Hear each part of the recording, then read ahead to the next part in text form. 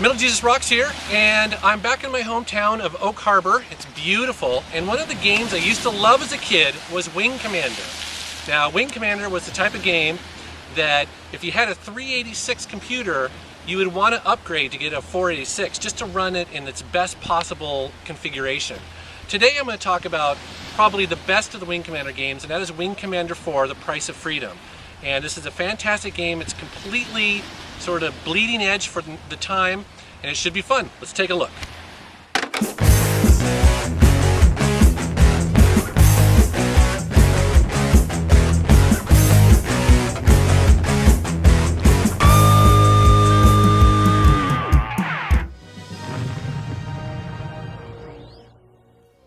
Wing Commander 4, The Price of Freedom, was originally released on the PC in 1995 and then ported to the PlayStation 1 in 1997 by Origin Systems.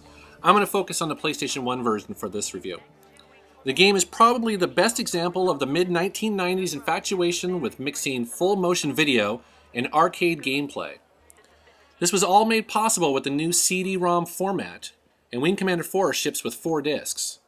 The producer and director, Chris Roberts, built upon the storytelling elements of the third Wing Commander game to create over 5 hours of video footage, shot on a real soundstage with 38 sets at a cost of over $12 million.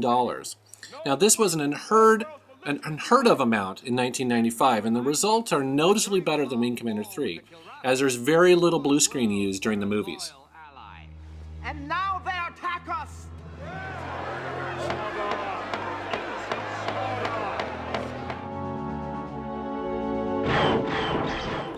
Wing Commander 4 is a futuristic space sim, but I use sim in the loosest way possible, as this game is about as realistic as Star Wars.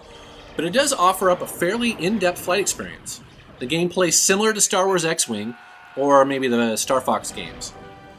The game takes place after the human Kilrathi War, where the remaining races are in the midst of a chaotic peacetime transition, made worse with borderland terrorists attempting to drag the universe slowly back into war.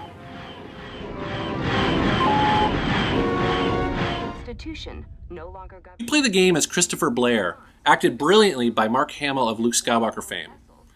He's retired from the military and is eking out a living as a farmer when he's brought back into service by a co-pilot from the war named Maniac. Perfectly played by Tom Wilson of Back to the Future fame. He played as Biff.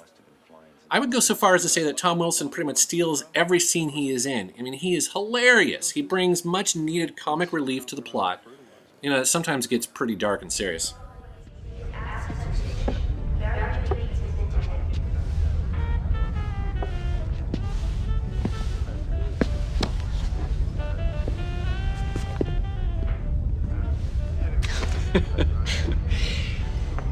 How would you like to...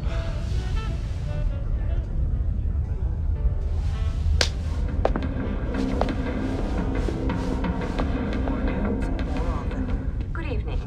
Welcome to the TCN Nightly News. At the start of the game, you spend much of your time investigating the outer rim of the galaxy and some random pirate disturbances.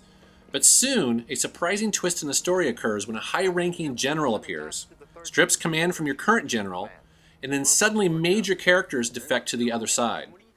Often in the game, you're presented with multiple options in dialogue, usually focused around a moral choice that actually affects the story in both big and small ways. When the defection occurs, you can choose to join the rebellion or stay with the law, but the decision will affect your relationship with the crew down the line. I chose to initially stick with the military side because I was unsure of the rebels' intentions, but I eventually went over. When I went over there was a really interesting scene where Maniac was none too happy with me having shot at him previously during combat. It was pretty cool. Show your quarters. So in this game, you'll watch a lot of really well-scripted and acted movies, but you also get to blow some shit up. It is a space combat sim after all. Missions range from simple search and destroy missions to protecting a transport loaded with civilians, to recon missions where you're only expected to take photos of a suspicious base station. There's also a lot of nice variety in those missions, and often they change in the middle of them, leading to a very natural progression that makes you feel like you're really affecting the outcome of a story. In one particular mission in space, You are actually asked to make a major decision right there from the cockpit, which then toggles the previous enemies on the radar to friendly and vice versa.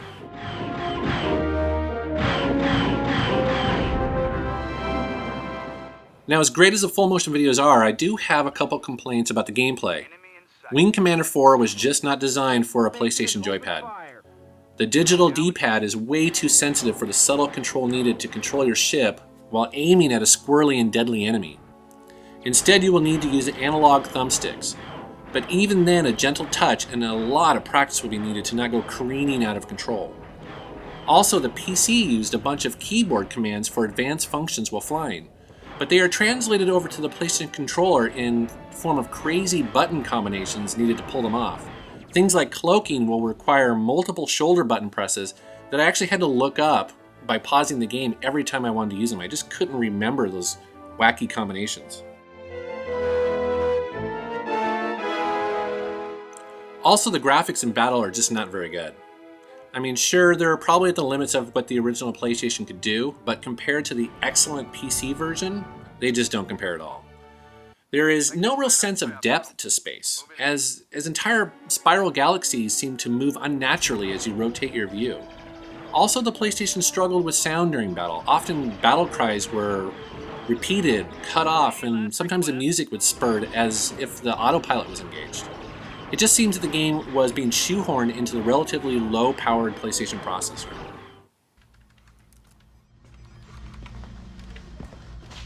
Ah, Colonel. I suspect there's little need for an introduction. Greetings, Colonel. Never did I expect our paths to cross again. And finally, I think my last complaint about this game is, and it's a small one, but I mean, the Kilrathi in those suits, they just look dumb.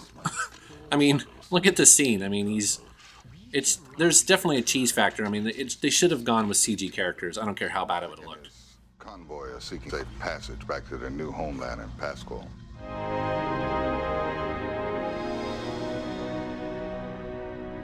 Your presence for the christening of the Vesuvius will be a great inspiration to her crew, Senator. She's a bunny ship. So all in all, my impression of Wing Commander 4 improved as I played it. My initial impression of the graphics and glitches quickly faded as I got wrapped up in this really interesting story. I mean, sure, the game is relatively short and can probably be completed in 5 to 8 hours, but multiple playthroughs will be needed to see all the different story options and 3 different endings.